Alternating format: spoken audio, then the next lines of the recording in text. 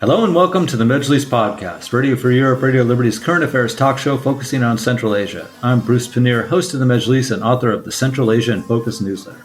Turkey's relations with Central Asia have been noticeably strengthening in the last few years, and currently, as we are doing this podcast, Uzbek President Shavkat Mirziyoyev is in Turkey. One of the vehicles for Turkey's rising influence in Central Asia is the Organization of Turkic States, or OTS, a 30-year-old organization based on cultural ties that Turkish President Recep Tayyip Erdogan has reinvigorated. On the OTS agenda now are cooperation in investment, trade, energy, security, and more between OTS member states Turkey, Azerbaijan, Kazakhstan, Kyrgyzstan, and Uzbekistan. And Turkey and Azerbaijan have been working recently to help OTS observer country Turkmenistan finally ship its natural gas to Europe. How are relations with Turkey and participation in the OTS changing Central Asia? To discuss all this, I am joined by Assel Tutumlu, a lecturer at the International Relations and Political Science Department at the Near East University in Cyprus, and Johan Engvall from Stockholm Centre for Eastern European Studies, based at the Swedish Institute of International Affairs. Thank you both for joining me. Johan, you just put out, there was just an article put out that you wrote about Turkey's influence that had a lot about how they're using the Organization of Turkic States too in Central Asia. So could you kind of walk us through, start us out by telling us what have they been doing? What is Turkey and what has the OTS been doing in Central Asia recently that's noticeable? Sure, and thank you for the invitation. I'm really glad to be able to speak here. Take it a little bit even further back. Turkey has been active all the way in Central Asia. You should remember that it was the first country that recognized the independence of the Central Asian states back in 91, and then quickly established diplomatic relations in 92. And of course, in the beginning there, in the 90s, I would say that Turkey's assumption maybe was that it would take a leadership role in this region. But for many reasons, I think that was a bit naive and unrealistic here. Both it underestimated Russia's lingering influence, of course, in the region, but maybe also overestimated its own appeal here or power of attraction. There were, in this sense, maybe this pan-Turkic thinking, big brother approach, maybe both in rhetorics and also action that was taken by Ankara, especially in the 1990s, that didn't really impress maybe the Turkic-speaking states in Central Asia, particularly not Uzbekistan, I would say. And there were many issues here when it came maybe to education and the role of religion in these relationships and all that. But then, of course, the relationship has developed with all the countries, and then you saw the formation then of this Turkey Council that it was called first in 2009. That was actually an idea then, realized on the basis of a proposal that, the originator of this idea was the Kazakhstan's then president, Nazarbayev. So, but then it was mainly a platform, you can say, for, discussing economic and cultural issues and different type of exchanges here. But then a couple of years ago, it was renamed to this Organization of Turkic States. You have seen that there are now, as you mentioned, several members. You have also even Turkmenistan, who holds an observer status since 2021, and also might be more and more active in this and want to participate more and more. You even have Hungary that also has an observer status here since 2018.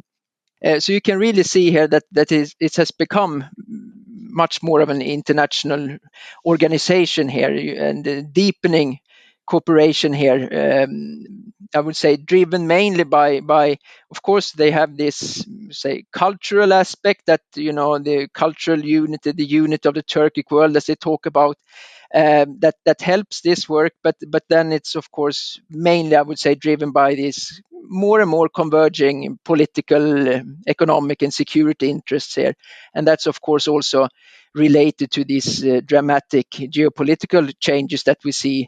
Has given even more impetus to these developments with the war in Russia's war in Ukraine and the sanctions and all that. So So we see here a very strong dynamic here, and I would say that business and trade is of course a major driving force here. Here you see increased trade and mutual investments among these member states. You saw just for the last 2 years, I think the trade turnover between these Turkic states increased by like 25%, and it's now up to 42 billion or something dollars in 2023. So this is of course major driving force here, and to further develop these, and you have different initiatives here that we'll probably come back to. And then of course you have this connected to that, these geopolitical motivations here, where you see this difficult situation. And for the Central Asian states and all these states, you can say they are not trying with this organization to replace China or Russia. It's officially, it's not directed against them or anything, but it's a way of balancing also to have another vector, another strong alternative in their foreign policies here, I would say. Okay, thank you. Assel, what what do you see as being the new opportunities for Central Asia? Looking at it from Central Asia, what are, the timing is certainly significant. Russia started the war in Ukraine in 2022 in February, and the OTS, it was renamed not long, just several months before that. But at this moment, when the Central Asians think about Turkey and think about the Organization of Turkic States, what's different about the opportunities they see in the last two and a half years?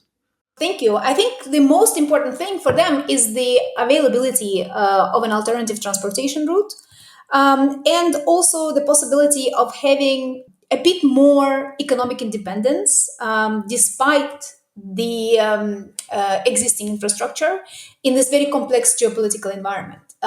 So, what I mean by the transportation, for example, we can see that since Russia is sanctioned, the northern, so to say, corridor becomes really challenging, even though 90% of railway transportation and 80% of oil, for example, for Kazakhstan, was going through Russia. So obviously, losing that possibility of transporting goods and resources was really, really difficult and challenging for not just Kazakhstan, but for all the Central Asian states. So then, as northern route is off the limits, we can also see that the Middle East crisis and the genocide that is happening in Palestine, and the response of Yemen, for example, and its actions in the Red Sea, also have been really undermining the security of the Suez Canal. And as a result of all of this, we see that in these geopolitical, in these geopolitically unstable conditions, middle corridor becomes the most important route because it's relatively stable. Yes, it has a lot of problems, but nonetheless, it has an opportunity to really not necessarily challenge the northern corridor, but become an alternative pathway, so to say, for states not only in Central Asia but also in Caucasus to really kind of transform their economic conditions and really have less influence or less reliability on Russian infrastructure. So to me, these are the most important: the transportation and obviously the shipment of not only the goods but also the hydrocarbons and energy. And I think that's the two things that really have. The so to say the drivers behind the new interests of the OTS, the Organization of Turkic States, and obviously the most lucrative possibilities. If I could follow up and ask you about capacity, this was always, actually, it still is one of the big drawbacks of the middle corridor to this day, is when people look at it, they say, great, but it can't handle enough traffic. Can you talk a little bit about the progress they've made in expanding capacities of moving goods east and west? Sure. Yeah, well, the thing is that they do have the agenda of actually increasing capacity and up until 2030, and they have the action plan until 2027, I think.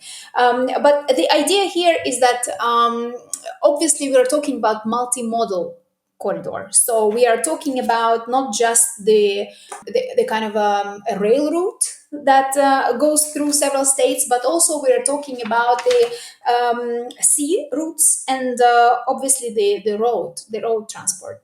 And so when it comes down, each of these alternatives, they have their own challenges. But when it comes down to the rail traffic, for example, of the Trans-Caspian International Transport Corridor, it's a relatively large corridor. So obviously it will have problems, having 11 countries in it and 25 different states, different ports and railways and shipping companies and so on. So obviously managing this gigantic machine will be difficult. But nonetheless, the projection in the last 2 years, they started with just 5% of what Northern Corridor was offering, and now it increased to 10% to various calculations.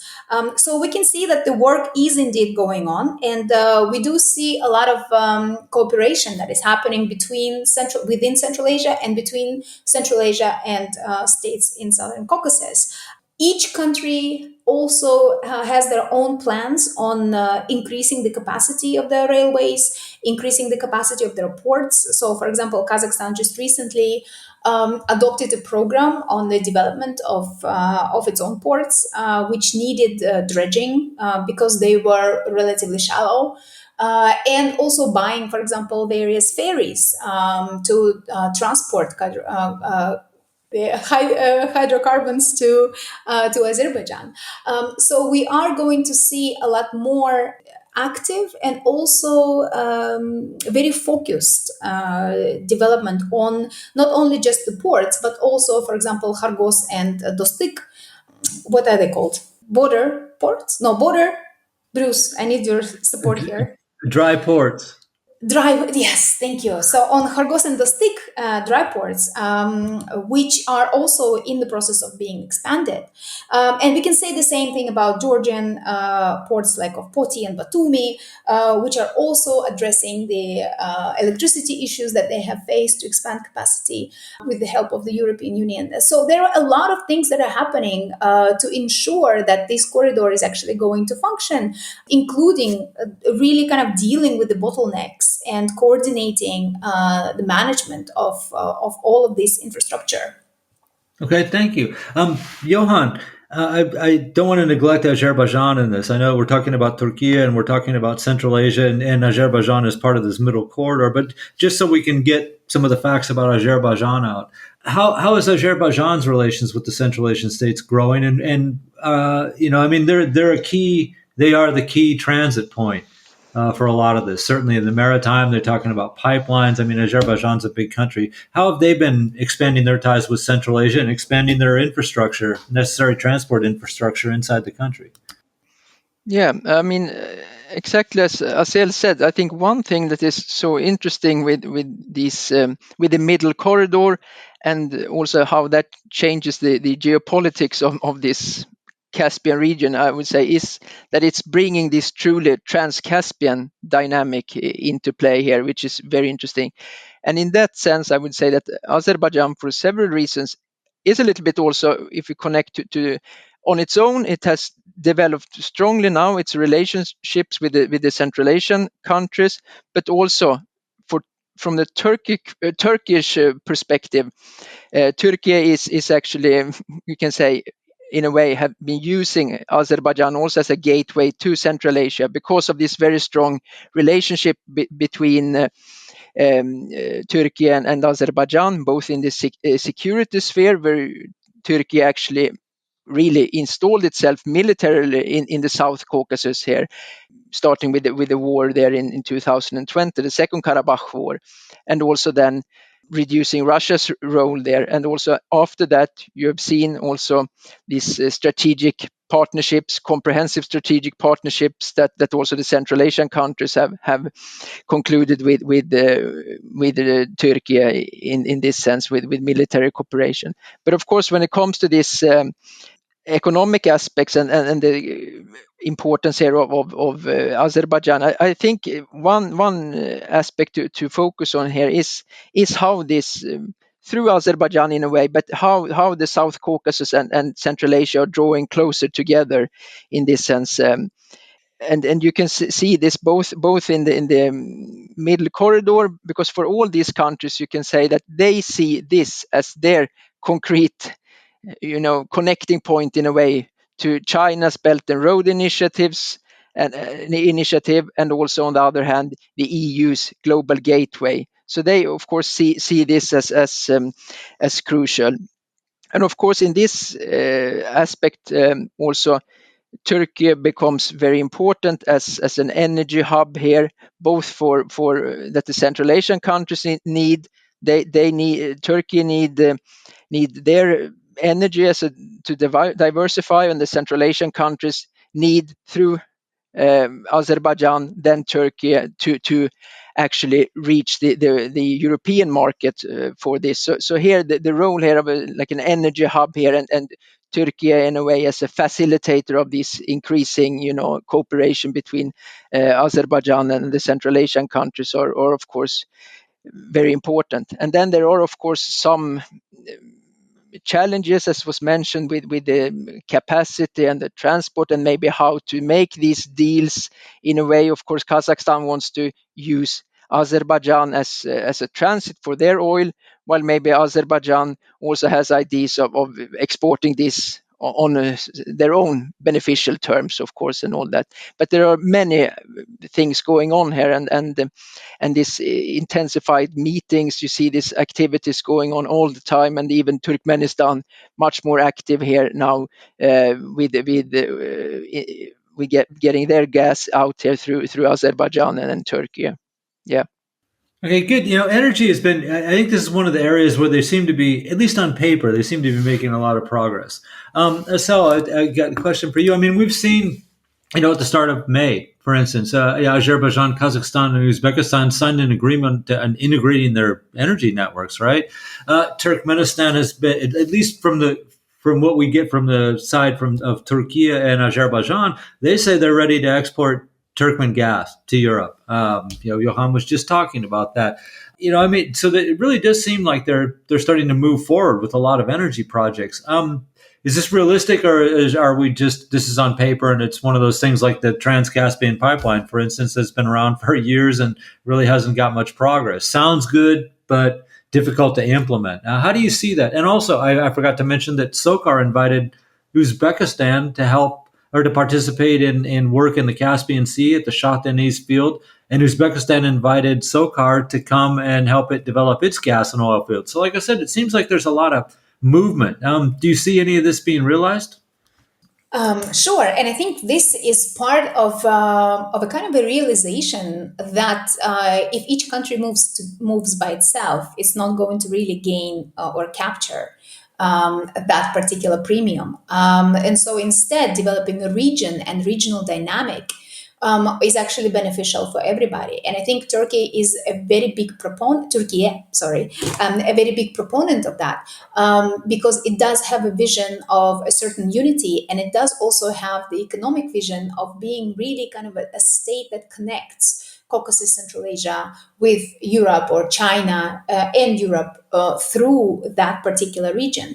And the establishment of this new kind of economic bloc is premised not necessarily on just transit, but actually on creating and linking and coordinating economic activity between themselves. And that's also explained by the fact that the investments, for example, into the region has been relatively uncertain, considering, for example, the influence of Russia, the possibilities of China, and so on. And so, for many of the states, there is a realization that we can do a lot of things domestically if we just pool the resources together. So, when it comes down to the Turkmen gas and the southern gas route, I'm not sure. I mean, obviously, Turkmenistan wants to have a pipeline. That's its dream, and it has been on the table. And and it's been pushing, but it's a relatively expensive investment. If I'm not mistaken, it requires nearly $20 billion to build, and obviously it's also a very environmentally risky enterprise, politically risky enterprise as well, because neither Iran nor Russia want to have a pipeline at the bottom of the Caspian Sea. So we are looking at the situation where an alternative, at least within the short term, an alternative transportation arrangement, be it a swap, for example, of oil, be it a swap with Iran, or be it a really kind of a transportation through tankers and by tankers, which is at this point is very limited, is a different story. So we are yet to see how exactly it will materialize. But the recent meeting, and I think the fact that the cooperation does happen, and it's in the official, so to say, official positions are shown without the real details. It actually explains to us that indeed there is a possibility of Turkmen gas reaching European markets. And again, we don't necessarily know the exact details, how exactly it would be, but in the short run, we do. I do foresee transportation of at least limited Turkmen gas to Europe, which will be increasing in the future. And again, this is part of that regional dynamic that we are all talking about, driven by certain economic and political initiatives. Okay, thank you. And a reminder, we're talking about how the role of Turkey and the Organization of Turkic States is changing Central Asia. And my guests are Johan Engvall from Stockholm Centre for Eastern European Studies, based at Swedish Institute of International Affairs, and Assel Tutumlu, a lecturer at the International Relations and Political Science Department at the Near East University in Cyprus. We got to talk about security a little bit, because this is one of the areas where I think everyone agrees Turkey has made huge inroads in Central Asia. Johan, it was in your paper. Sal, I know that you're following this too. So, it's been pointed out that after Azerbaijan's performance in fighting over Nagorno-Karabakh, successful performance, it's made having Turkey as a security partner much more attractive to many people. The Central Asians certainly foremost among them. Johan, I'll start with you. Talk a little bit about how Turkey's role as a security partner has evolved since Russia launched its full-scale invasion on Ukraine. Sure. Yeah, I think just to reiterate what I said there earlier, I mean, I would take it back even to 2020 then, and the Nagorno-Karabakh war, when you really saw that, of course, many people said that Putin is the winner here because he brokered this ceasefire and got these Russian peacekeepers to deployed to the conflict zone there. But in reality, before it had been quite clear that it was Turkey was Azerbaijan's ally, and Armenia had placed all their hopes on being protected by Russia. And here it ended with a defeat of Russia's ally here in a way. And you could really say then that Turkey had inserted itself. We saw all this. Basically, here was the time when their military drones became worldwide famous and all that. And in that sense, really broke Russia's military monopoly here in that. And then also they proceeded with this type of actually a kind of defense pact, actually, with mutual security obligations here between Azerbaijan and Turkey. And that really, if you think about it, that it makes Azerbaijan the only country in, if you call them, of this post-Soviet region then, that has a real security alternative to Russia, and that also explains how it can act as it does here. And of course then, so it signaled in a way to the Central Asian states also here, when Russia then started the full-scale invasion, that okay, security cooperation with Turkey can have some real benefits actually. And we saw this comprehensive strategic partnerships which included then that both Uzbekistan and Kazakhstan concluded with Turkey, with education, exercises, intelligence gathering, and all that. And we saw recently, for instance, this big military exercise among the Turkic states, and that has happened before also, but now it's on a different scale. It's bigger and all that.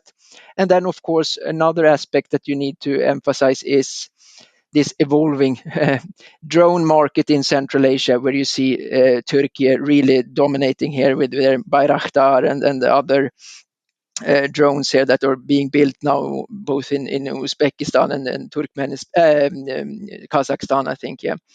And then also during the conflict between Kyrgyzstan and Tajikistan, it was also used there from the Kyrgyz side. So we also see a bigger involvement here in different security aspects. I think you, Bruce, wrote about this, that they also played a little bit of a role here in trying to fill a void here, which Russia left here when it comes to these negotiations or discussions between Kyrgyzstan and Tajikistan on finally reaching some kind of border agreement. So I think this security aspects also is very fundamental even for the rest of the cooperation, that there's more of a hard core to this relationship now compared to before, for sure. Yes. Okay, thanks. So I want to hear your thoughts on security cooperation. And Johan mentioned drones. Of course, Turkey sells drones to Turkmenistan and Kyrgyzstan, and as Johan mentioned, they're co-producing drones with Kazakhstan and Uzbekistan.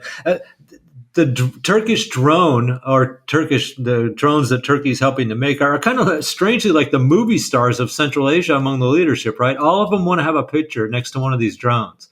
The Kyrgyz security minister posts on Facebook all the time, every time they're going to get a new drone, right? Tokayev, Mirziyoyev, they have pictures standing next to these drones all the time.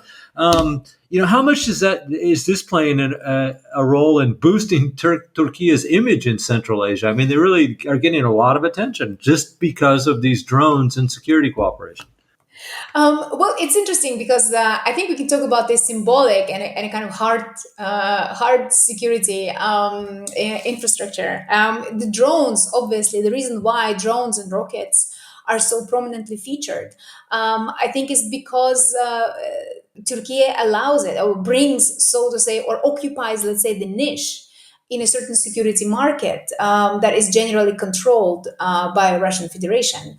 In that sense, there is a kind of a symbolic reason why most of the Central Asian leaders would prefer to take pictures with Bayraktar and Anka and stuff like this. But the idea here, I think, it's because it really occupies a certain niche that Russia, for example, cannot occupy. And a lot of these countries still remain embedded embedded into the Russian military market. Even though, and so for them, having an alternative partner that is also a member of NATO, but at the same time not really that antagonistic and kind of tolerant to all the other neighbors, represents an opportunity to really have something different that at this point, for example, Russia cannot bring into the market. And it's also, besides the drones and the rockets, I think when it comes down to security, Turkey's ability to establish some kind of regional unity by solving long ongoing problems has been remarkable. And we have talked about, we have mentioned Hakan Fidan's announcement, right, in March, when he was meeting with in Kyrgyzstan and Tajikistan. He basically mentioned that the borders will be solved. The border conflict between Tajikistan and Kyrgyzstan will be solved. And that announcement happened even before any of the Kyrgyz or Tajik officials were able to say something official like that. So we can see that indeed Turkey is really trying and pushing and putting putting an effort into ensuring that there is a certain unity and that the outstanding problems do have speedy solutions. Obviously, it's also, I mean, these are one thing, right, of security that when we talk about drones and borders, it's a kind of the positive things, but there are still challenges to that security cooperation. I mean, we can talk about Gulen schools, for example. In some countries, they're called Sapat schools. In some countries, they're called KTL, right? The Kazakh Turkish lyceums and so on, where some of the Central Asian states and in Caucasus as well.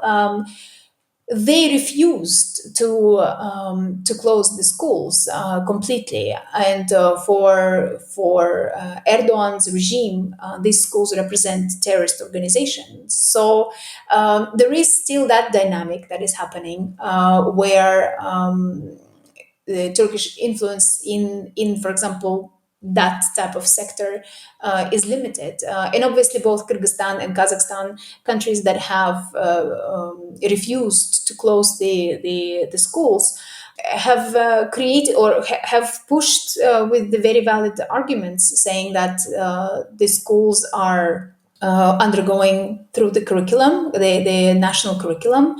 They have changed the majority of their managers, and therefore they just basically continue operation.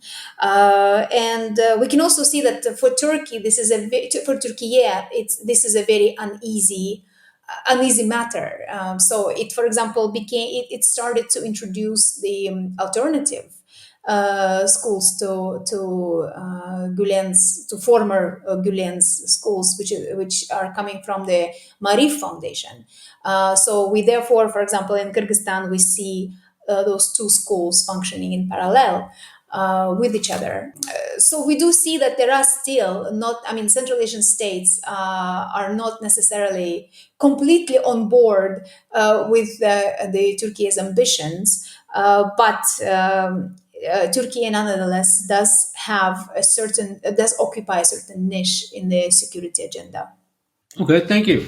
I'm going to ask you both this question, but I guess I'll start with you, Johan. Now, Turkey is clearly the main partner in the Organization of Turkic States. So the Organization of Turkic States, as we've already been going over, offers a number of benefits to its members, right? There's the security element, the trade element, investment element, stuff like that. But Russia has similar things to offer, right? I mean, even linguistically, this is the Organization of Turkic States, but all the countries in Central Asia and Azerbaijan also have a Soviet heritage and a Russian, being part of the Russian Empire. So actually, you could say that Russia also has the Eurasian Economic Union that they can join, and they have the Collective Security Treaty Organization for security reasons, and they do have a common history and a recent common history. What do you see distinguishes the Organization of Turkic States from all these organizations that Russia heads? And do you think it's do you see one gaining precedence in Central Asia and Azerbaijan, or are they kind of running parallel for those governments? Good question. I think one thing I would say is here that makes OTS here different than maybe Russian-led organization or some other organization is that, of course, Turkey is maybe has like 50% of the population of all these countries in the organization, and of course the biggest economy and all that. But still, it's being much more of an equal union, I would say, of countries in that sense. Unlike organizations that are dominated by Russia here and by a more of a global power in that sense. So a more equal structure here, rather than the, as you mentioned, the CSTO or the Eurasian Economic Union that Moscow is trying to impose on these countries. So and maybe not just difference from the idea of the Russian world or Ruski Mir here, but also maybe if you think about it, other like the British Commonwealth or something like that. It's also led by former colonial powers here in that sense, who really dominates the political, economic, and security relationships within this organization. It's more of an equal in that sense here. I would say still is something that sticks out, and I would also see that in the sense that you see a lot of initiatives from Tokayev, from Mirziyoyev, when it comes to how to develop these organizations. They are not shy in bringing out their own visions and ideas in this sense. But then, of course, it's always this that, as I mentioned before, it's clear. I mean, all these countries, they are not. And this makes it Turkey is a bit the same, of course, also that they don't want to choose sides. That's what they least want. So they want to have everything. And from a Western perspective, of course, now when it's very much black or white, it's this difficulty to sometimes understand all of this, and then we would like them to reject Russia or something like that, but that would be suicidal, of course, for these countries to just do like that immediately with all the dependencies that are there.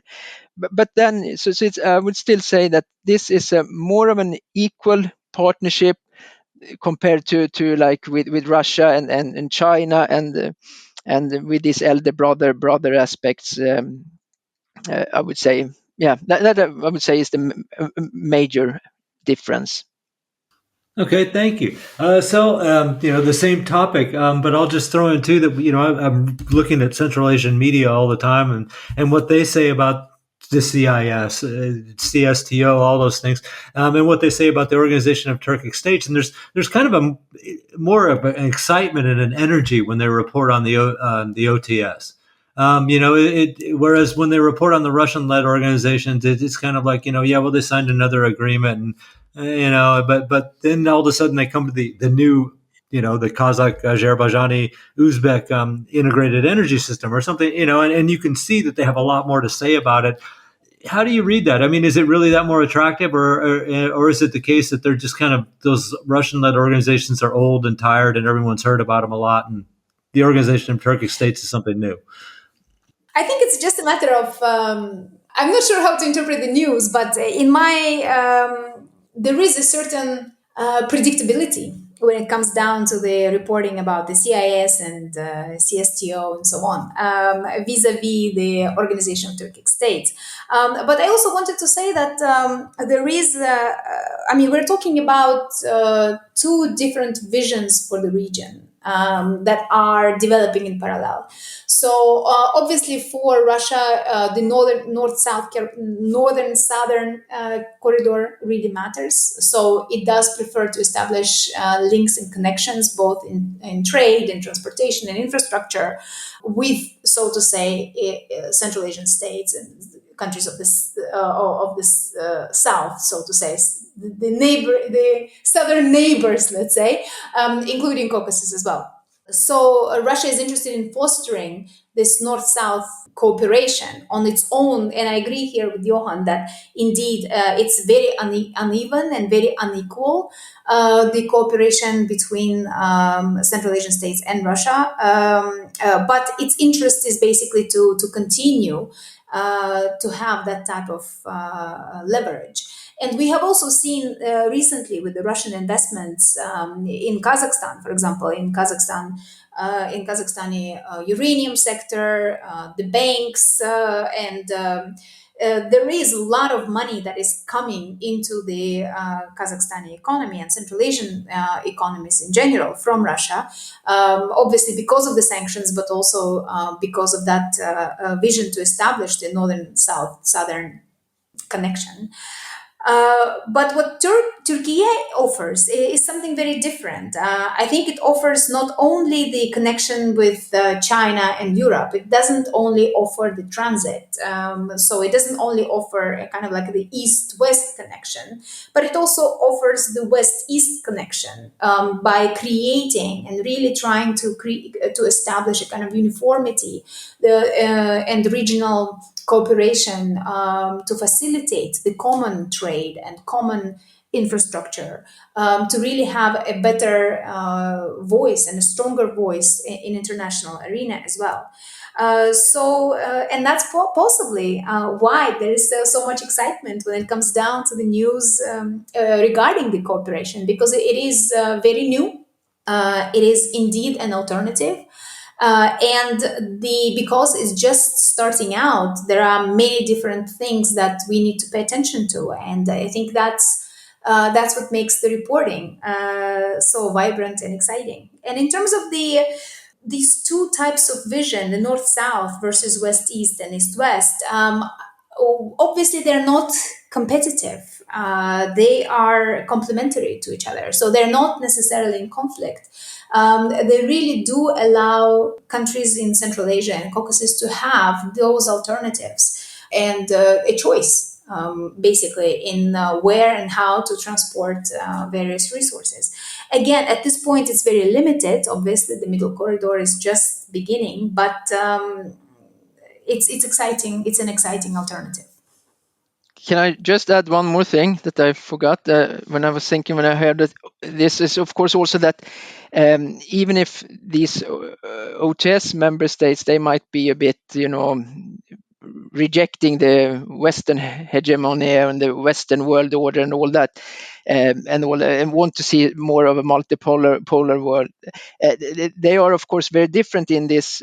Also, if you compare to Russia or China or even Iran, if you want that these members are not anti-Western or anti-American in that sense. They seek all the time cooperation with Europe here to assist in this, as was mentioned, the diversification of energy exports and trade and all that. And so even if they have these strong relations with these other countries, they really want this alternative and seek actually more of cooperation with the West than less. That's important to remember. Good point. Thank you. We're getting close to the end of the program. And I would love to have a 5-hour discussion on this. I love this topic. But we're going to have to wrap it up. And I'm going to ask you both the same question. I'll start with you, Johan. Is it okay? The Organization of Turkic States seems like a vibrant organization at the moment, but we've seen a lot of organizations, certainly since the Soviet Union fell apart, that had their peaks and their valleys. And certainly the Collective Security Treaty Organization is one. It started out, it became a moribund organization. Now it's been reinvigorated by Putin. You could say the same about the Eurasian Economic Union, too. It kind of bounced along. Even the Organization of Turkic States, as it is called now, was once kind of a talk shop and not really much.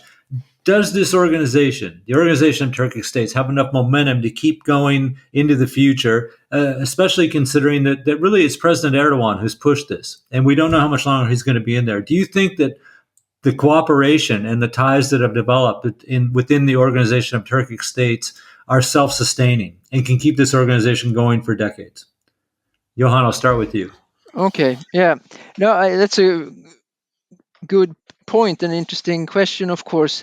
Things can, of course, change depending on what kind of leadership, especially probably in Turkey, that comes. And I mean, even you see in Erdogan's leadership, it's been shifts all the time. Also, basically, we had earlier this more Islamic approach and all that. While that has been toned down, it's more this nationalist focus on these Turkic aspects, which actually finds much more traction in Central Asia, for instance. But then another thing that I find interesting is still this, even if we talk mainly about this security and economic aspects, we should also remember that Central Asia is also very constituted by a very young population. You see very quick social and demographic transformations there.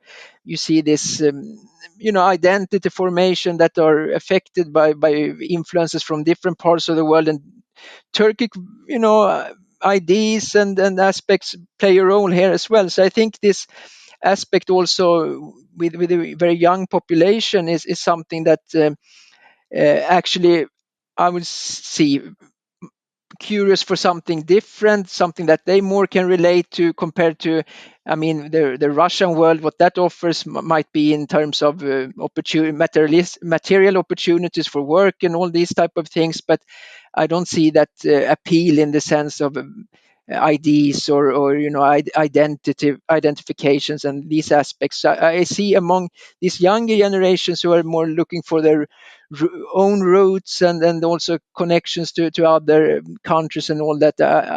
I still see this as a quite fertile ground in a way, but of course it's also about how to manage this on the political level. And I think the risk is always if you push it too hard or if it develops into some kind of more Turkey pushes this too hard or something, because you see Assel mentioned this very, very correctly about with the religious element and the education. The schools here, that is a thorn in the side here between this, but we also see that when it comes to the Turkic Republic of Northern Cyprus, that's also something that Turkey wants to bring in here. But there is a red line, at least for the Central Asian countries, who are always, no matter which kind of country it reflects, its territorial integrity is a holy principle for them and all that. So to keep this healthy, relationship, I think is key in a way, so it doesn't turn into